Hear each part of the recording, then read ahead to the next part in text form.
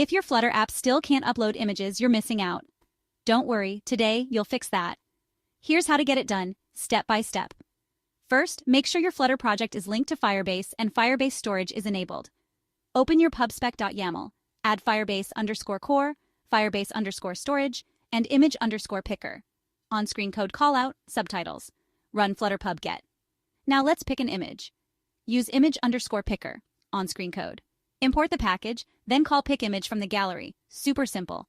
Next, create a Firebase storage reference. On-screen code. Use datetime. Now, milliseconds since epoch for a unique image name. No accidental overwrites. Time to upload, call put file on your reference, passing in your image file.